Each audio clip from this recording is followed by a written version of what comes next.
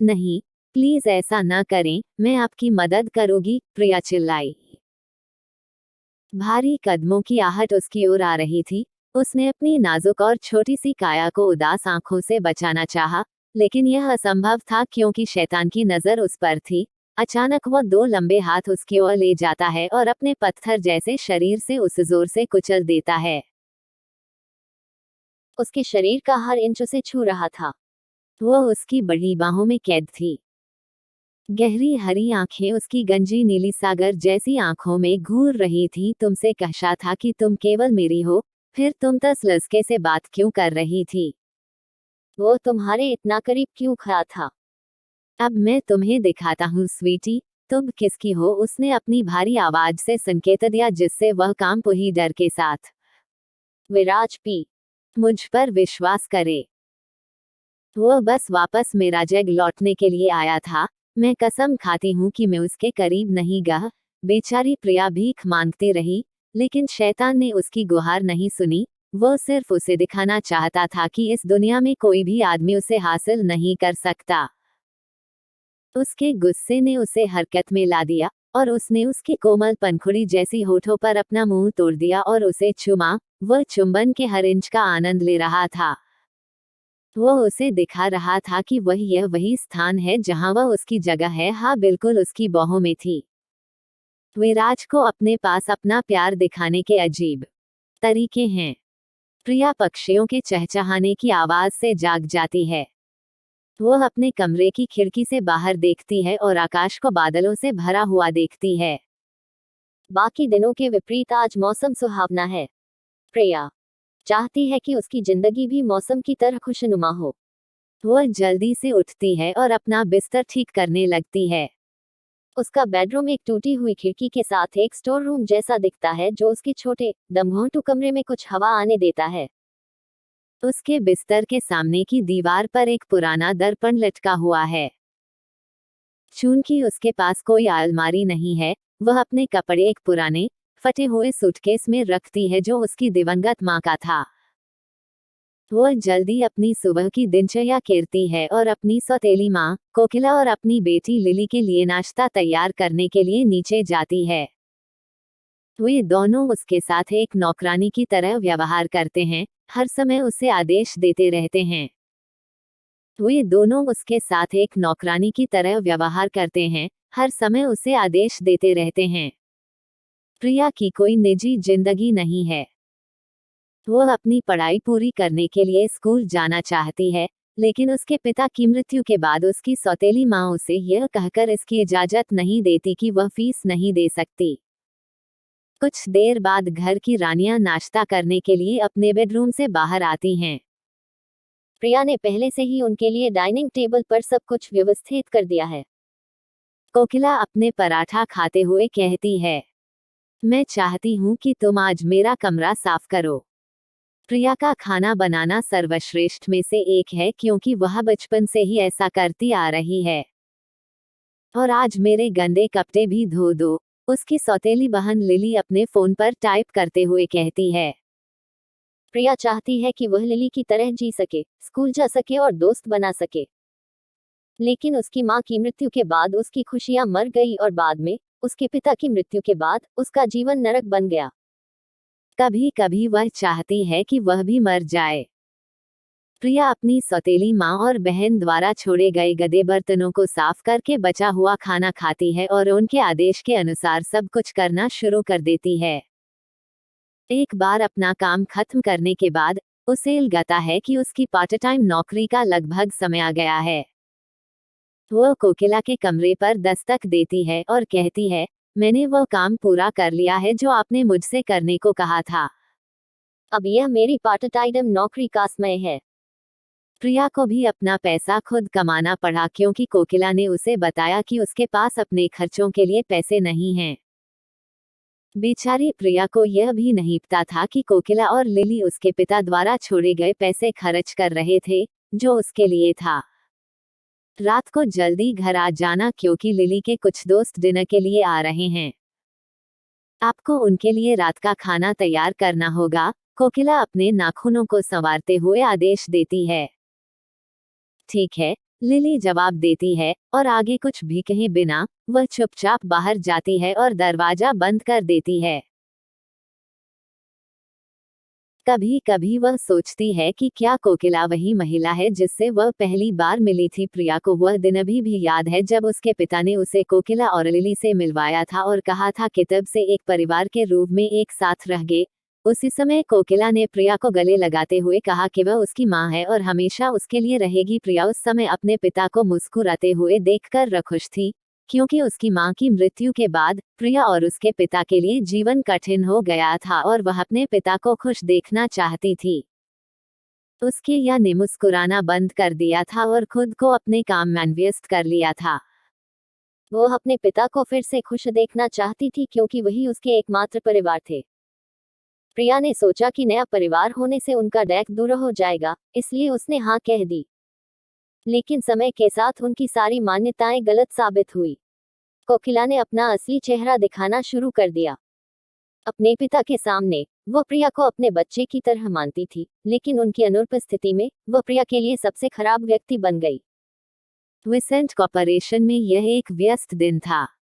सभी कर्मचारी अपने कार्यों में व्यस्त थे क्योंकि आज उन्हें कंपनी का ईयरली बजट प्रस्तुत करना था। उनके बॉस द्वारा एक डेडलाइन दी गई थी कि अगर उन्हें एच के भीतर अच्छे आइडिया नहीं मिले तो वह उनके वेतन से कटौती कर लेंगे। अचानक उन सभी को भारी कदमों की आवाज सुनाई देती है जिससे पता चलता है कि उनका बॉस आ गया है। वे सभी खड़े हो गए और अपने बॉस के सम्मान में सिर झुकाए, जबकि विराज ने अपनी पूरी महिमा, काले बाल और थोड़ी हरी आंखों के साथ प्रवेश किया, जो उसे एक शैतानी लुक दे रहा था। अपनी ऊन से कोटा दिखता था। उसके नैन नक्शे जग की तरह तीखे थे। उनकी 6.4 ऊंचाई और चौड़ी मांसपेशियां उन्हें मजबूत बनाती थी। वह उस उरोरा कोड देता है जो हर किसी से कहता है कि उसके साथ खिलवाड़ न करें। कई विभागों के प्रबंधक उसके पीछे पीछे चल रहे थे और उसे सभी आवश्यक विवरण बता रहे थे। उसका भिचा हुआ जबड़ा उसके बुरे मूड को दर्शाता था और यह कर्मचारियों के लिए यह समझने के लिए पर्याप्त था कि उनका बॉस चिढ़ गया था। वे सभी बहुत सतर्क थे कि वे उसे अब और परेशान न करें। विराज ने अपने आलीशान कार्यालय में प्रवेश किया, जो लकड़ी के फर्श से बना हुआ था। काले पर्दे और फर्नीचर उनके व्यक्तित्व से मिलते जुलते हैं, गहरा प्रभाव डालते हैं। उसकी मेज के सामने अच्छी गुणवत्ता वाली लकड़ी से बनी उसकी मेज और काले चमड़े की कुर्सी के सामने एक कांच की दीवार थी, जिससे उसे पूरे शहर का दृश्य दिखाई देता था। सर, सभी व्यवस्थाएं कर्मचारियों द्वारा की गई हैं और बैठक 1:30 बजे शुरू होगी। उसके बाद आपका मीडिया के साथ एक मीटिंग है, उनके सचिव ने कहा। और कुछ? विराज ने अपनी गहरी आवाज में पूछा। उनकी आवाज युवा और आत्मविश्वास से भरी थी। हाँ सर, आपने 8 बजे परिवार के साथ टीएच डिनर के लिए जाना है, उनके सचिव ने उत्तर दिया। उसकी बात सुनकर विराज ने आह भरी क्योंकि काम के अत्यधिक बोझ के कारण वह आजकल अपने परिवार को ज्यादा समय नहीं दे पा रहा था। उनका एक छोटा सा परिवार है जिसमें उनकी माँ, 2 छोटी बहनें और एक भाई शामिल हैं। परिवार में बड़े होने के कारण पिता की मृत्यु के बाद सारी जिम्मेदारियां उन पर आ गई। विराज के पिता की मृत्यु से उसे बहुत दुख हुआ। वह एक पुलिस अधिकारी थे और निर्दोष रूप से मारे गए और उस पाप के लिए दोषी ठहराया गया जो उसने किया ही नहीं था। इसीलिए विराज पत्थर दिल हो गया और उसने शक्तिशाली बनने के लिए सब कुछ किया ताकि कोई भी उसके और उसके परिवार के साथ खिलवाड़ न कर सके। ठीक है, अब आप जा सकते हैं, विराज ने अपने सचिव को आदेश दिया। जैसे ही उसका सचिव बाहर गया, विराज ने अपने सबसे अच्छे दोस्त क्रिस को कॉल लगाया, जिसके पास उसकी जासूसी एजेंसी थी। अरे यार, बहुत दिनों से तुम्हें नहीं देखा, कहाँ हो तुम? क्रिस बोला। हाँ, मैं हाल ही में काम में व्यस्त था। अरे हाँ, मुझे एक बात पूछनी है, विराज ने पूछा। हाँ बोलो, क्या है दोस्त? तुम्हें पता है मैं हमेशा तुम्हारे लिए मौजूद हूँ, क्रिस ने पूछा। उसकी आवाज में चिंता झलक रही थी। क्रिस और विराज बचपन से दोस्त हैं। विराज किसी और की तुलना में उस पर अधिक भरोसा करता है। मैं फोन पर यह नहीं बता सकता। चलो कहीं मिलते हैं, विराज ने उत्तर दिया। चलो रात को मेरे घर पर मिलते हैं, क्रिस ने सुझाव दिया। हाँ, बढ़िया, मैं वहां आऊंगा, विराज ने उत्तर दिया और फोन रख दिया। सभी मीटिंग और मीडिया में भाग लेने के बाद विराज अपने परिवार डिनर के लिए गया। यह उसके लिए बहुत व्यस्त दिन था। वह घर जाने से पहले अपनी छोटी बहन के लिए एक गिफ्ट लेता है, क्योंकि विराज उससे बहुत प्यार करता है। जल्द ही वह अपने घर पहुंच गया। अपनी कार पार्क करके वह प्रवेश द्वार की ओर बढ़ता है। उसने दरवाजे की घंटी बजाई और एक बूढ़ी नौकरानी ने उसके लिए दरवाजा खोला। घर में आपका स्वागत है, मास्टर, उसने उसका अभिवादन किया, जिसका उसने विनम्रता से उत्तर दिया। जैसे ही वह घर में दाखिल हुआ, उसकी छोटी बहन उसकी ओर मुस्कुराई। मुझे तुम्हारी याद आई, माही ने आंसू भरी आंखों से कहा। अपनी बहन की आंखों में आंसू देखकर विराज का मन दुख से भर गया। इसके बाद उसने अपनी मां को गले लगाया, जो मुस्कुराहट के साथ वहां खड़ी थी। चलो और खाना खा लो, रात का खाना तैयार है, हम तुम्हारा इंतजार कर रहे थे, उसकी मां ने उसकी पीठ थपथपाते हुए कहा। एपिसोड 3। प्रिया की काम से थकी आंखों में कल का संडे एक शानदार तोहफे की तरह दिखाई दे रहा था। शहर के सबसे व्यस्त मॉल विंसेंट में एक सेल्स गर्ल के रूप में उनके दिन रैपिंग पेपर, गिफ्ट बैग और ग्राहकों की मांग के कभी न खत्म होने वाले अनुरोधों के बवंडर थे। नौकरी पाना उसके भाग्य का एक बड़ा झटका था, इसके लिए उसके भरोसेमंद दोस्त विकी की मेहरबानी से मिली थी। यह जॉब उसके जीवन की बाकी परेशानियों से निकलने का एकमात्र रास्ता था। प्रिया, क्या तुमने सुना? इस मॉल का मालिक आ जा रहा है। वह बहुत ही हैंडसम और देश का सबसे बड़ा प्लेयर बॉय है। सुना है वो अभी तक कुंवारा है। मिनी, जो चिड़िया की सहक भी है, उसने उत्साह से चहकते हुए कहा। उसके शब्द एक के बाद एक बाहर आ रहे थे। उनके द्वारा बेचे जाने वाले हीलियम गुब्बारों के समानुज्वल और चुलबुले व्यक्तित्व के साथ वह ग्राहकों के साथ बातचीत करने में कामयाब रहती थी। प्रिया सुगंधित मोमबत्तियों के प्रदर्शन की सावधानीपूर्वक व्यवस्था कर रही थी। मुश्किल से उसने ऊपर देखा। सच में, वह बुदबुदाती रही। प्रिया को इन सब बातों में कोई खास रस नहीं था। मिनी ने प्रिया पर एक नजर डाली और कहा, ओह प्रिया, तुम कितनी नादान और बेवकूफ हो, तुम्हें यहाँ क्या चल रहा है उसके बारे में कुछ नहीं पता होता। लेकिन प्रिया ने चुपचाप सिर हिलाते हुए अपना काम पूरा कर लिया। विराज बाहरी शहर की आवाज के विपरीत अपनी कार में शत बैठा था। अपनी अपनी चिंताओं से उकेरे हुए चेहरों के सामने से भागते लोगों की भीड़ उसके लिए अदृश्य थी। उसकी दूर एक बिंदु पर टिकी हुई थी। उसका दिमाग पहले से ही दिन के एजेंडे की रणनीति बना रहा था। एक आवाज ने सन्नाटे को तोड़ा। सर, उनके सचिव ने कहना शुरू किया, वार्षिक रिपोर्ट मॉल की आय में उल्लेखनीय वृद्धि दर्शाती है, सटीक रूप से कहें तो 50% की बढ़ोतरी। विराज ने सिर्फ अपना सिर हिलाया। उसके चेहरे को देखकर कोई नहीं बता सकता कि उसके दिमाग में क्या चल रहा है। विंसेंट मॉल के भव्य प्रवेश द्वार पर कार रुकी। निर्देशक, एक ऐसा व्यक्ति जो हमेशा मुस्कुराता रहता है, तेजी से आगे बढ़ा। उसकी उत्सुकता विराज के कठोर व्यवहार के बिल्कुल विपरीत थी। सर, उसने थोड़ा झुककर अभिवादन किया, आपका स्वागत है। विंसेंट मॉल में विराज का प्रवेश सीधे एक सेलिब्रिटी के आगमन का दृश्य था। अपने हमेशा मौजूद सुरक्षा विवरण, पीछे चल रही प्रबंधन टीम और अपने हमेशा सतर्क रहने वाले सचिव के साथ उन्होंने सहजता से ध्यान आकर्षित किया। भीड़ में फुसफुसाहट की लहर दौड़ गई और लड़कियों के समूह से एक सामूहिक हॉर्न। हालांकि विराज हंगामे के बीच उदासीनता का एक दरीप बना रहा। उनका करिश्मा, शक्ति और रहस्य का एक शक्तिशाली मिश्रण को नजरअंदाज करना मुश्किल था। जैसे ही वे शानदार गलियारों को पार कर रहे थे, विराज की नजर एक कोने में छिपी एक अनोखी छोटी गिफ्ट की दुकान पर पड़ी। उसके मन में एक अचानक से विचार आया।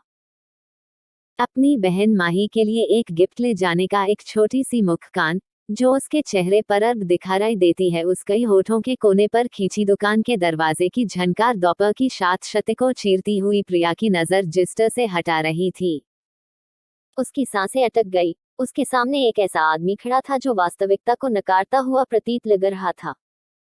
उनके पास शक्ति की आभा और एक आकर्षक उपस्थिति थी जिसने हवा को झकझोर कर रख दिया। चमचमाती हरी आंखें, ईर्ष्या का रंग या रोशनी पर निर्भर पन्ना उसे बंदी बना रहा था। कितना सुंदर आदमी है, उसने सोचा। उसके गालों पर लाली ब्लश दौड़ गई।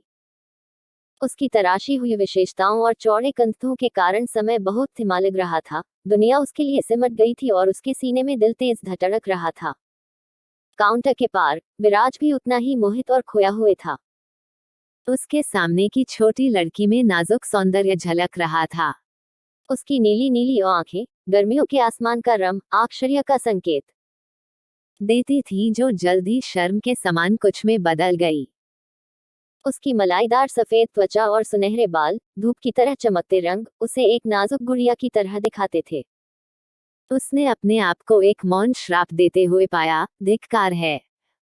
यह उनके लिए कोई सामान्य प्रतिक्रिया नहीं थी। वह शक्ति का प्रयोग करने, लोगों को अपनी ओर आकर्षित करने का आदी था। लेकिन इस महिला ने अपने फूले हुए गालों और चौड़ी आंखों से अलग ही प्रकार की साजिश की चिंगारी भड़का दी। मुझे एक छोटी लड़की के लिए एक गिफ्ट चाहिए, विराज आखिरकार कहने में कामयाब रहा, उस जादू को तोड़ते हुए जिसने उसे क्षण भर के लिए अवाक कर दिया था। प्रिया ने जवाब देने की कोशिश की। उसके दिमाग में उलझे हुए विचारों का बवंडर चल रहा था। जब वह घबरा जाती थी तो हकलाने लगती थी, यह उसकी आदत थी। विशाज ने धीमी गड़गड़ाहट के साथ खांसी खाई, जिससे प्रिया की रीढ़ में सिहरन दौड़ गई। विराज लोगों पर पड़ने वाले अपने प्रभाव से अच्छी तरह से वाकिफ था और वह आमतौर पर इसका आनंद लेता था। फिर भी जिस तरह से इस महिला ने प्रतिक्रिया व्यक्त की, उसकी घबराहट में सरासर मासूमियत अजीब तरह से आकर्षक थी। क्या मैं तुम्हें परेशान कर रहा हूँ, डियर? विराज ने थोड़ा मुस्कुराते हुए कहा। लेकिन इसके रिएक्शन से प्रिया के गाल और भी ज्यादा लाल हो गए। नहीं नहीं, ऐसा नहीं है, प्रिया ने हकलाते हुए कहा। उसकी आवाज में हल्की सी फुसफुसाहट थी। मिनी, तुम कहाँ हो? उसने चुपचाप अपने मन में कहा, क्योंकि उसे यह समय यहाँ खड़े रहने में भी डर लग रहा था। दरअसल उसकी दोस्त बाथरूम चली गई थी और उसे इस मिस्टर हेंडरसन के सामने खड़ा कर दिया था। मिनी अपने मिलनसार व्यक्तित्व के साथ जानती थी कि ग्राहकों के साथ कैसे बात करनी है। माफ करें, विराज ने धीरे से कहा। उसकी आवाज शरारती लग रही थी। उसकी नजर में कुछ ऐसा संकेत था जिसे प्रिया समझ नहीं सकी। गहरी सांस लेते हुए प्रिया ने कुछ साहस किया। ओह हाँ, ठीक है, उसने हिम्मत करते हुए कहा। क्या यह लड़की है या लड़का जिसके लिए आप गिफ्ट ढूंढ रहे? प्रिया घबराहट को छुपाने की कोशिश देखकर विराज को उसे देख के होठों पर सच्ची मुस्कान आ गई, जो उसकी आंखों तक पहुंच गया और कोनों को सिकोड़ दिया। यह एक मुस्कुराहट थी जिसने कुछ लोगों को सोच में डाल दिया और दूसरों को मंत्रमुग्ध कर दिया। दूसरी तरफ प्रिया के मामले में इसने दोनों किया। उसकी छाली में फड़फड़ाहट हो रही थी। उसे लगा उसकी एक लहकी। विराज ने पूछी। उसकी आवाज धीमी गड़गड़ाहट थी जिसने प्रिया की रीढ़ में सिहरन पैदा कर। विराज ने खुद को मुस्कुराने से रोक लिया। अपनी नीली आंखों और घबराए हुए व्यवहार वाली इस लड़की में कुछ ऐसा था जो अलग ही रूप से मनोरंजक था। यह विराज के लिए एक नई अनुभूति थी। विराज के तीव्र घूरने से प्रिया के दिल की धड़कन को उसकी पसलियां तक पहुंचा दिया था। 15 साल की लड़की के लिए कुछ अच्छा पैक करो, विराज ने पहले आदेश दिया था। विराज की आवाज धीमी गड़गड़ाहट थी जिसने प्रिया की रीढ़ को कंपी से भर दिया। अब अपनी बाहों को उस प्रभावशाली छाती पर मोड़कर वह एक रेशमी शर्ट में पिंजरे में बंद शेर की तरह एक अनकही ऊर्जा से कंपन करता हुआ प्रतीत हो रहा था। उसके चौड़े कंधे उसके सूट के कपड़े पर दबाव डालते थे और हर कुछ सेकंड में वह अपना वजन बदलता था। एक सोने की घड़ी की चमक दोपहर की शांति को बाधित करने वाली एकमात्र ध्वनि थी। प्रिया के मन में भ्रम की स्थिति छा गई। वह संभवतः किसी अजनबी के लिए गिफ्ट कैसे चुन सकती है, विशेषकर युवावस्था के कगार पर मौजूद लड़की के लिए। उसे घबराहट ने घेर लिया। आखिरकार एक गहरी आह के साथ वह डिस्ले केस के आखिरी डिब्बे तक पहुंची। अंदर उसकी सबसे कीमती इच्छा थी, गुलाबी फूलों के पेडेंट के साथ एक नाजुक नेकलेस। उस नेकलेस की चेन पर यू आर ब्यूटीफुल अंकित था। जब भी प्रिया की नजर दुकान में रखे उस नाजुक हार पर पड़ती तो उसके दिल में एक नाजुक इच्छा जाग उठती। वो यह सोचे बिना नहीं पा सकी कि कोई उसे इतना सुंदर गिफ्ट कब देगा। यह विचार ही उसकी आत्मा में लालसा की एक किरण जगा रहा था। फिर भी वास्तविकता कठोर और अडिग रही। उस गरीब लड़की के लिए हार खरीदना तो सवाल ही नहीं था। अपने छोटी सैलरी से बमुश्किल अपने अक्षों को पूरा कर सकती थी। ऐसी विलासिता में लिप्त होना उसकी पहुंच से बाहर एक दूर का सपना था। शायद, आर्या ने थोड़ा सोचा। शायद, प्रिया ने सोचा, थोड़ी सुंदरता इसे प्राप्त करने वाले को नुकसान नहीं पहुंचाएगी। गहरी सांस लेते हुए उसने लपेटा हुआ बक्सा पेश किया। आपका गिफ्ट तैयार है, सर। उसकी आवाज हल्की सी फुसफुसाई थी। यह $60 का है, उसने बैग उसकी ओर बढ़ाते हुए कहा। जैसे ही उसने कीमत का जिक्र किया, विराज की आंखों में मनोरंजन की एक झलक नाच उठी। उसके होठों पर हल्की सी मुस्कान खेल गई। क्या अभी भी उसने मुझे नहीं पहचाना? विराज विंसेंट, देश का सबसे हॉट बैचलर लड़का और बिजनेस टाइकून, हर कोई पेपर या मैगजीन और गपशप में छपा हुआ है। फिर भी यह लड़की यहाँ खड़ी थी, बेखबर, उसके साथ ऐसा व्यवहार कर रही थी। उसने अपने पर्स से $100 का नोट निकाला, जिसका कुरकुरापन उसकी गर्माहट के विपरीत था। जैसे ही वह गिफ्ट बैग की ओर बढ़ा, उसके हाथ में करंट महसूस हुआ। उनकी उंगलियां आपस में टकराई, 1-2 सेकंड का संपर्क, फिर भी इसने विराज को एक झटका दिया जिससे उसकी सांसें थम गई। आश्रय की वही झिलमिलाहट देखने की उम्मीद में उसकी नजर प्रिया की ओर गई, लेकिन उसकी आंखें एक अलगतरा के भ्रम से चौड़ी थी। घबराकर प्रिया ने अपना हाथ पीछे खींच लिया, पैसे उसकी हथेली में गिर गए। उसके गालों पर लाली खिल गई, गर्दन तक गर्मी फैल गई। यह अपरिचित अनुभूति, झुंझुनी भरी गर्मी जो जंगल की आग की तरह उसके अंदर फैल गई, उसने प्रिया को अवाक कर दिया। उसके साथ यह क्या हो रहा था? विराज ने अपना गला साफ किया। अचानक खामोशी में आवाज खुरदरी हो गई। बाकी पैसे अपने पास रखो, वह बुदबुदाया, उसकी आवाज सामान्य से थोड़ी कर्कश थी। इस मुठभेड़ ने उसे इतना अधिक परेशान कर दिया था, जितना उसने स्वीकार करने की परवाह नहीं की थी। उस पर एक अंतिम, लंबी नजर के साथ, जो उसकी स्मृति में जलती हुई प्रतीत होती थी, वो मुड़ा और दरवाजे की ओर बढ़ गया। वो इस लड़की के प्रति महसूस किए गए खिंचाव को बयान नहीं कर सका। जैसे ही विराज ने दुकान छोड़ी, प्रिया पास वाली स्टॉल पर बैठ गई और एक स्थिर सांस छोड़ी। उनका दिल भी उनकी बातचीत से धड़क रहा था। अरे, विराज विंसेंट हमारी दुकान में क्या कर रहे थे? मिनी ने दुकान में प्रवेश करते हुए कहा। वो इस मुलाकात से स्तब्ध दिख रही थी।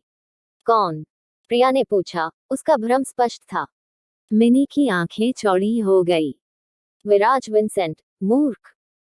इस मॉल का मालिक, वो बेहद सुंदर अरबपति जिसके बारे में मैंने तुम्हें सब कुछ बताया था। क्या तुम पहले ही भूल गए हो? हे भगवान, वो विराज विंसेंट था, प्रिया ने हाफते हुए कहा। उसे एहसास हुआ, वो इतनी बेखबर कैसे हो सकती थी। उसने न केवल शहर के सबसे ताकतवर आदमी के साथ एक नियमित ग्राहक की तरह व्यवहार किया था, बल्कि उसने उससे पैसे मांगने की भी हिम्मत की थी।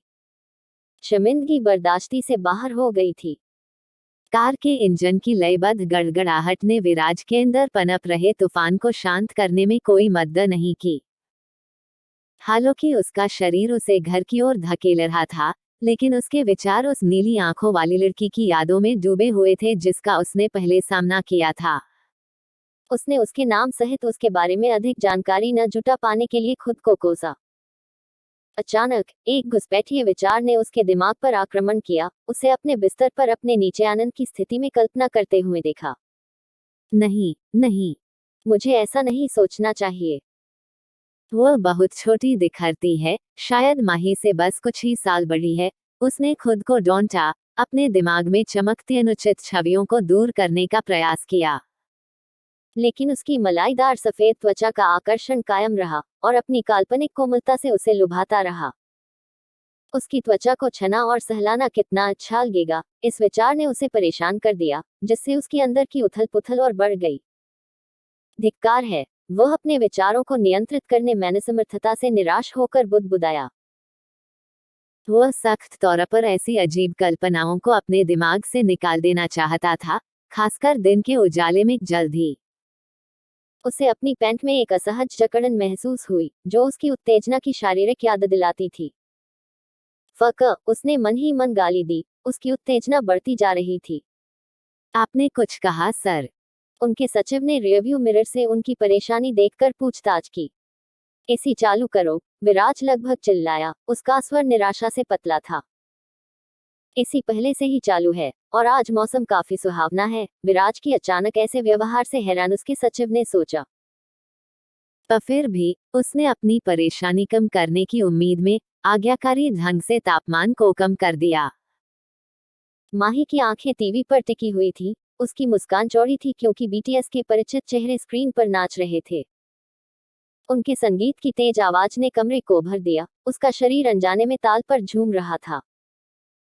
दरवाजे पर दस्तक ने उसे चौंका दिया। स्क्रीन पर जीवंत दुनिया की जगह पल भर में उसके बेडरूम की वास्तविकता ने ले ली। अंदर आओ, उसने कहा, उसकी आवाज में आश्चर्य का भाव था। दरवाजा चरमरा कर खुला, और विराज, उसका बड़ा भाई, प्रकट हुआ। उसकी भूरी और आंखों में एक शरारती चमक चमक रही थी, उसके होठों के कोनों पर एक चंचल मुस्कान तैर रही थी। हाय राजकुमारी, विराज ने प्यार से कहा, उसकी आवाज प्यारी और शरारती थी। माही को वह नाम बहुत पसंद था, यह उनके द्वारा साझा किए गए अनूठ बंधन की याद दिलाता था। विराज ने उसे बिगाड़ दिया, लेकिन इससे भी महत्वपूर्ण बात यह है कि उसने उसे एक पिता के अटूट प्यार से पाला। विराज भाई, उसने कहा, उसकी मुस्कान और भी चौड़ी हो गई। अपने पसंदीदा भाई को देखकर उसके भीतर संतोष की चिंगारी भड़क उठी। तुम क्या देख रही हो, राजकुमारी? विराज ने पूछताछ की, उसकी आवाज में मनोरंजन नृत्य हो रहा था। उन्हें ठीक ठीक पता था कि स्क्रीन पर क्या है। एओह, कुछ नहीं, माही ने हकलाते हुए कहा, उसके गालों पर लाली दौड़ गई। अपने पसंदीदा के पॉप समूह का आनंद लेते हुए रंगे हाथों पकड़े जाने पर उसे शर्म महसूस हुई। रिमोट की एक झिलमिलाहट के साथ टीवी स्क्रीन काली हो गई। संगीत की चंचल ऊर्जा की जगह एक अजीब सी खामोशी ने ले ली। अपनी बहन की घबराई हुई प्रतिक्रिया पर विराज की मुस्कान नर्म हो गई। वह जानता था कि बीटीएस उसके लिए कितना मायने रखता है, वे उसके जीवन में कितनी खुशी और प्रेरणा लेकर आए हैं। वह उसे इस बारे में तंग नहीं करेगा, वास्तव में नहीं। तो विराज ने शुरू किया, उसकी आवाज नर्म थी, मेरे पास मेरी पसंदीदा राजकुमारी के लिए एक गिफ्ट है। एक गिफ्ट के उल्लेख से माही को उत्साह का झटका लगा। उसकी आंखें चौड़ी हो गई और उसके कदमों में एक उछाल लौट आया। सचमुच? यह क्या है? यह कहाँ है? उसने उससे सवालों की झुड़ी लगा दी, उसकी आवाज प्रत्याशा से भर गई। विराज हंसा, उसकी आंखें चमक उठी। चलो देखते हैं, उसने अपनी पीठ के पीछे से एक छोटा, लपेटा हा बक्सा खींचते हुए कहा। यह यहाँ है। शायद राजकुमारी पहले अनुमान लगा सकती है कि यह मुझे दे दो भाई, माही छीनने के लिए पहुंची, इतनी आसानी से नहीं, राजकुमारी, विराज ने चिढ़ाया, गिफ्ट को उसकी पहुंच से दूर खींचते हुए। उसकी आंखों में एक शरारती चमक थी। भाई, माही ने विरोध किया, उसकी अधीरता बढ़ती जा रही थी क्योंकि वह अपने अनमोल गिफ्ट को देखने के लिए बेताब हो रही थी। दी हाँ, यह यहाँ है, राजकुमारी, विराज ने माही को गिफ्ट वापस सौंपते हुए गर्मजोशी से कहा। उत्सुकता के साथ माही ने तुरंत इसे खोला और नाजुक ढंग से नेकलेस निकाल लिया। जैसे ही उसकी नजर नेकलेस के टुकड़े पर पड़ी, वे खुशी के आंसुओं से चमक उठी। नेकलेस पर अंकित शब्दों ने उसके चेहरे पर एक प्यारी मुस्कान ला दी। थैंक यू, भाई, यह बहुत सुंदर है, उसने कहा। उसकी आवाज वास्तविक खुशी से भर गई और उसने उसे कसकर गले लगा लिया। विराज उस नीली आंखों वाली लड़की के बारे में सोचने से खुद को रोक नहीं सका जिसने अनजाने में इस भाव को प्रेरित किया था। यह सब उसके लिए धन्यवाद था कि वह अपनी छोटी बहन के चेहरे पर सच्ची मुस्कान लाने में सक्षम था।